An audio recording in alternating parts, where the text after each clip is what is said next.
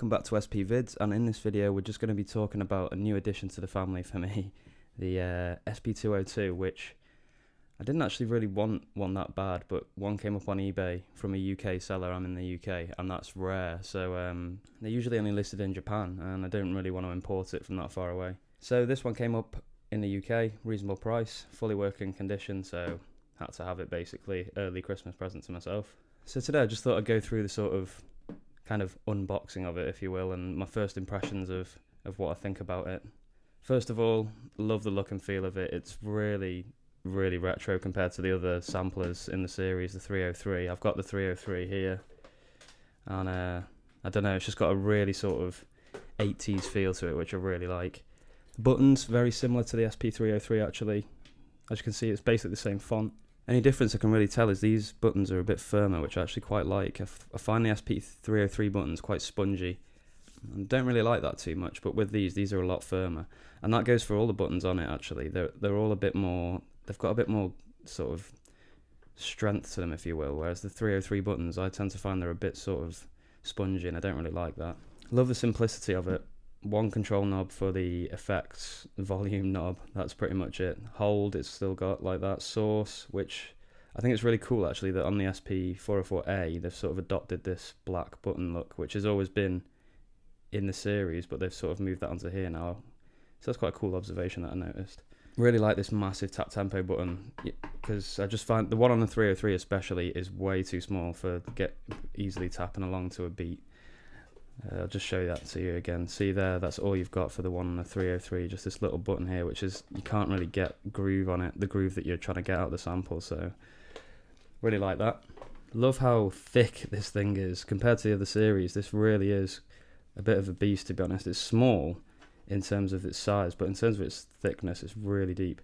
But it's got a nice angled sort of stand, so the sampler naturally sits a bit more angled towards you, which I quite like actually. So let's turn it on and have a look at the interface a little bit. This button is actually really naff. It's hard to switch. It's really firm, and you can't get much purchase on it. Screen's nice and bright. This effect with the buttons here is not actually happening in real life. It's something to do with the way the phone's recording and the frequency of these LEDs, I assume. I'm not really sure, but these aren't actually all flashing like this. All the ones that are flashing, they're just on a constant light, so sorry about that. There's nothing I can really do about that. So overall, really looking forward to using this. It uses the smart media cards, the same as the 303, which I was really happy about, because I had a quick look at those on eBay and I didn't want to have to pick one of those up as well, but luckily when I bought the 303 I got 3 smart media cards with it, which was really nice. So I think this just needs formatting. Anything I have heard is that you can see you've got your internal AB and the card is just C and D banks. But I've heard there's quite a lot of limitations when you start using the card. There's only certain effects that work with the card, some of them don't work, even though there's only 6. Really like the simplicity of the whole thing, to be honest. Like 6 effects. The pitch, I've actually tried that. The pitch is amazing, much better than in the other series, to be honest. It doesn't get that sort of weird warble with it. It actually does just slow the sample down and pitch it to a nice pitch. So if anything, this box is going to be useful just for using that, to be honest.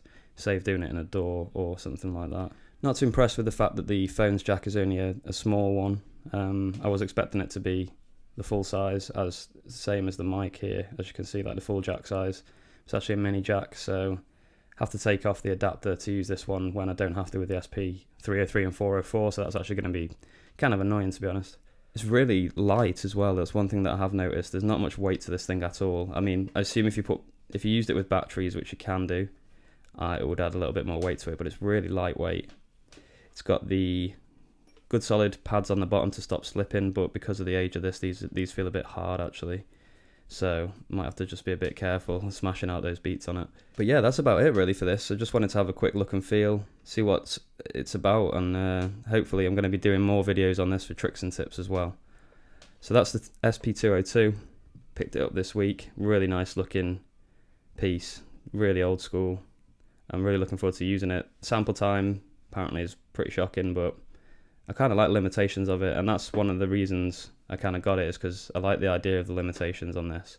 Only a few effects to mess around with. Here's where the gold is though. The sampling qualities, lo-fi 1 and lo-fi 2, get some really weird crunchy lo-fi from that. standard, hi-fi, lo-fi 1, lo-fi 2, they're all the different modes that you can record in, and each one, I assume, takes up less space on the internal memory going down the list. Okay, so that's it for today really, guys. I just wanted to show you a quick look at the latest addition to my setup, and I'm really looking forward to putting out some videos about this one. If you are enjoying the content, I'd really appreciate it if you could subscribe and like. There's also donate buttons below and that kind of thing, keeps the channel going. I'd really appreciate it. But yeah, that's the SP202. Looking forward to getting some beats on it and doing a few videos. And yeah, I'll see you soon, guys. Keep making beats, and I'll be back with more videos soon.